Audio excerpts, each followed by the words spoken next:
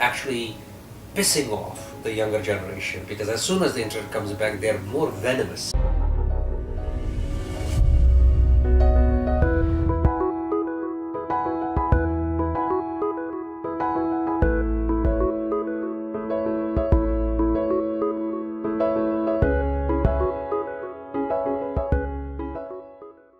Invested in a lot of projects. I was one of the things I've been doing is I created this music band IBM of Irfan, Bilal, and Mahmeed, and helped them tour the world. They've done a Sufi fusion style music, which is very unique in the sense that it still has the Kashmiriyat in it, the soul of Kashmiri music, yet it has fused Western instruments into it, such as guitars and cellos and violence and all of that, and their tune is more upbeat, which is more attractive to the younger generation. And for those, there are a lot of people that told me, oh, that's corrupting our culture, we should not introduce guitar into the Kashmiri music. I said, tell me one instrument that you believe is Kashmiri. Ak system where somehow Kashmiri people who speak Kashmiri are low class. So they started differentiating classes of people by the language they speak. Yman values zyada chhe tim kashmir karan, yim thoidi chhe zara educated im karan Urdu, be karan yim tamko thoidi tim karan English, right? Ibo class. Even in our school, Michelle Bernal school, I say it's fine karan agar is kashmir bola. All that has to stop. I mean, what do you want to preserve? If you are destroying your own culture and your language yourself, you don't need azadi. I think part of it is what boils down to survival of the fittest.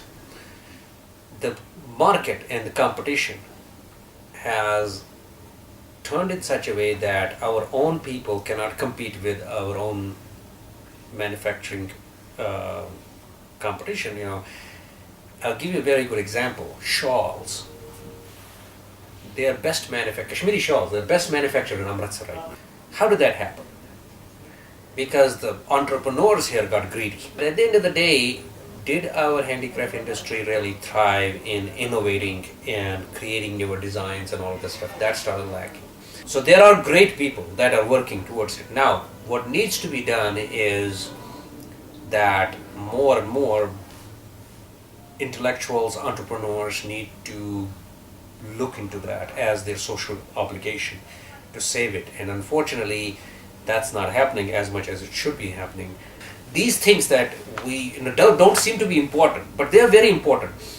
Football league or cricket league, yeah, musical concerts, they bring in normalcy for our youth to thrive, because a brain that has to be creative and successful has to have these social activities with it.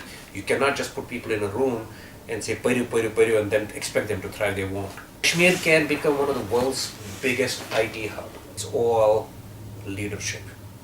People with vision and who can inspire and lead.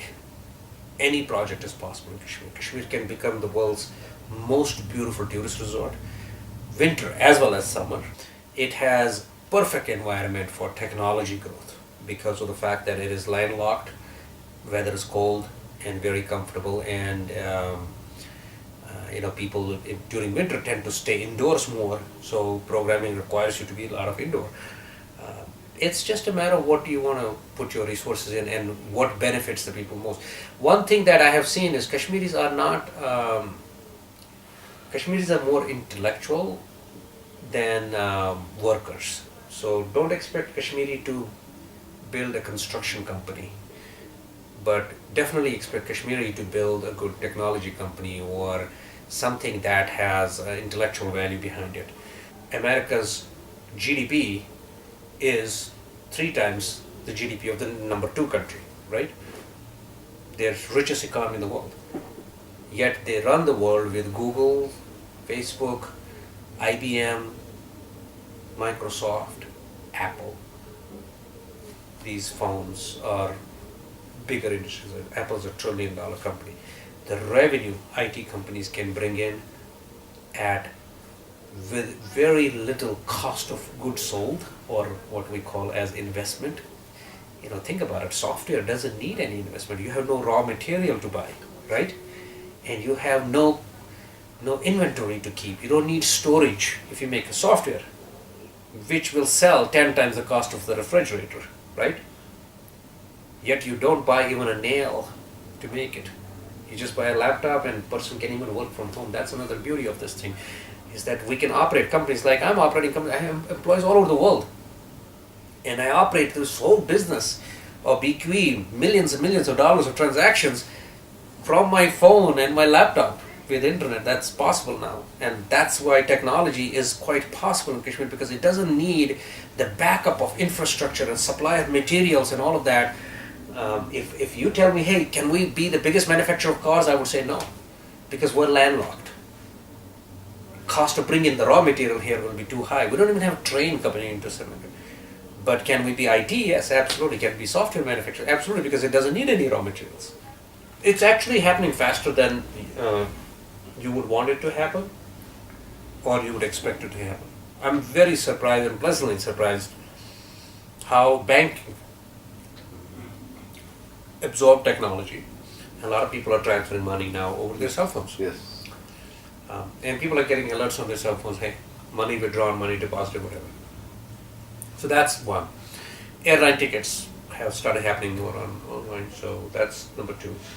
And so now it's a matter of, other things to trickle in. For example, if Amazon and Flipkart start delivering to Srinagar at the same speed that they're delivering to Delhi, Kashmiris will be ahead of the time. I believe that to reach the US level, it probably will take some time, but to surpass what Delhi is doing or Bombay is doing right now, it's simply a matter of facilities being available. You open up the door for Kashmiris to order online, they will order online.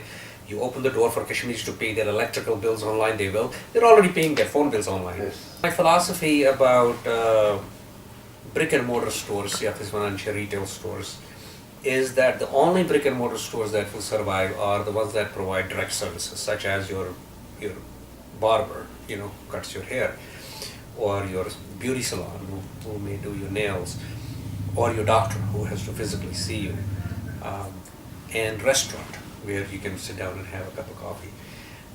Everything else, your store to buy your laptop or groceries or appliances, television, whatever. As a matter of fact, it's already happened. This street here where I'm sitting right now, the famous Residency Road, right?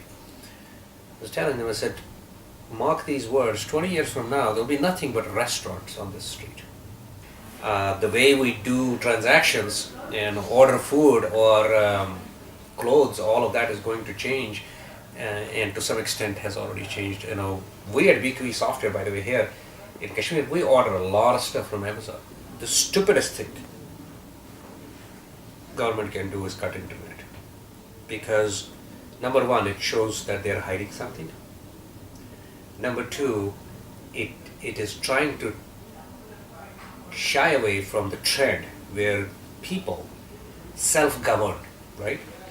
So when the government decides to cut internet, not only are companies like BQE suffering losses, but they're also actually pissing off the younger generation, because as soon as the internet comes back, they're more venomous than they were before. So what you need to do is be